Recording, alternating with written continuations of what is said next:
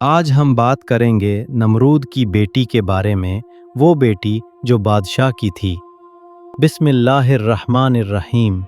शुरू अल्लाह के नाम से जो बड़ा मेहरबान निहायत रहम वाला है। अल्लाहु ला इलाहा इल्ला हुवा लहुल अस्माउल हुस्ना।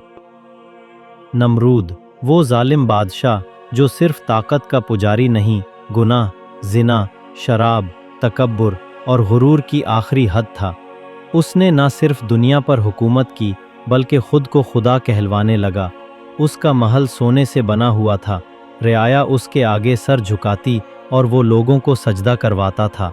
लेकिन इस गुरूर की इंतहा उसे अंधा कर चुकी थी। वो समझ बैठा था कि वाकई वही रब है। उसने कहा था, मैं भी ज़िंदगी देता हूँ, मौत देता हूँ, मैं भी खुदा हूँ।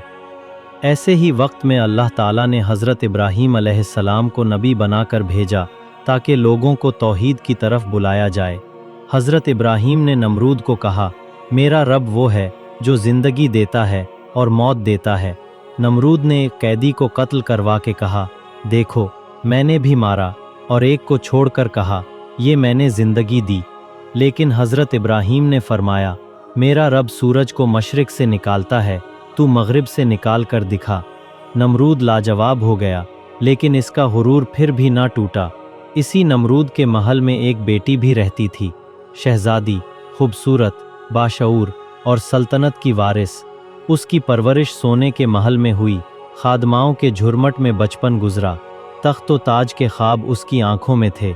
लेकिन इस दिल में कुछ और भी था, एक ऐसी रोशनी जो आहिस्ता आहिस्ता हज़रत इब्राहीम की दावत के ज़रिए उतरती चली गई। शहज़ादी ने चुपके चुपके हज़रत इब्राहीम की बातें सुनना शुरू की। दिल पर एक एक लफ्ज़ असर करता। उसने जान लिया कि सच्चा रब सिर्फ़ एक है, वो जो सबका खालिक है, जो नज़र नहीं आता मगर सब पर नज़र रखता है। इसका दिल ईमान से भरने लगा। उसने रब की तरफ लो लगाई, इसके सजदे बदल गए, दुआएं बदल गईं। रातों की खामोशी में वो रब से बातें करने लगी और रब उसे सुनने लगा। फिर नमरूद को पता चला कि इसकी अपनी बेटी इब्राहीम पर ईमान ला चुकी है। वो आग बगोला हो गया। उसने दरबार में बेटी को बुलाया और गुस्से से पूछा, क्या तू इब्राहीम को मानती है? क्या तू मेरे खिलाफ गई है? बेटी ने निगाहें झुकाए बगैर यकीन से जवाब दिया, हाँ, मैं इब्राहीम को मानती हूँ और जिस रब को वो पुकारते हैं उसी को सच्चा रब मानती हूँ। तू रब नहीं, सिर्फ एक इंसान है, और वो भी फ़ानी। ये सुनकर नमरूद का चेहरा गुस्से से सुर्ख हो गया।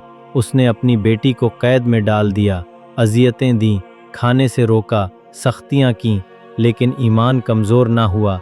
कैद खाने में बेटी सजदे करती, आँखों से आंसू बहते और ज़बान से एक ही दुआ निकलती, ऐ मेरे रब, तू दिलों के हाल जानता है, मुझे साबित कदम रख। फिर नमरूद ने हज़रत इब्राहीम को आग में डालने का फ़ैसला किया। एक बहुत बड़ी आग तैयार की गई। कई दिन तक लकड़ियाँ जलाई गईं, मंजनीक बनवाई गईं, पूरा शहर जमा हो गया। हज़रत इब्राहीम को मंजनीक में बांधा गया और फिर उस आग में फेंक दिया गया। नमरूद खुश था कि आज उसका दुश्मन ख़त्म हो जाएगा, लेकिन कैद खाने की खिड़की से नमरूद की बेटी आसमान की तरफ देख रही थी। उसने हाथ उठाकर दुआ की, या अल्लाह, अगर इब्राहीम तेरा सच्चा नबी है तो आज तू अपनी निशानी दिखा दे।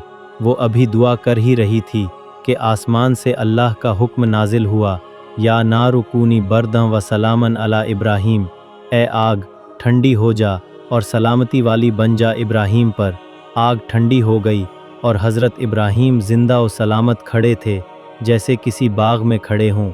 नमरूद की बेटी की आंखों से आंसू बहने लगे, लेकिन वो आंसू दुख के नहीं, ईमान की जीत के थे। नमरूद का गुरूर टूट गया, लेकिन वो फिर भी हिदायत ना पा सका। कहा जाता है कि बाद में नमरूद की बेटी ने महल, दौलत, तख्त सब कुछ छोड़ दिया।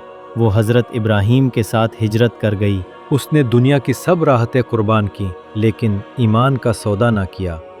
वो बेटी आज हमारे लिए एक मिसाल है कि ईमान किसी बादशाही से नहीं, दिल से पैदा होता है, और जो एक बार सच्चे रब को पाले वो दुनिया के हर झूठे खुदा को छोड़ देता है। नमरूद मर गया, उसका तख्त मिट्टी हो गया, लेकिन उसकी बेटी ईमान की रोशनी बनकर आज भी जिंदा है। یہی وہ روشنی ہے جو دلوں کو بدلتی ہے، زندگیوں کو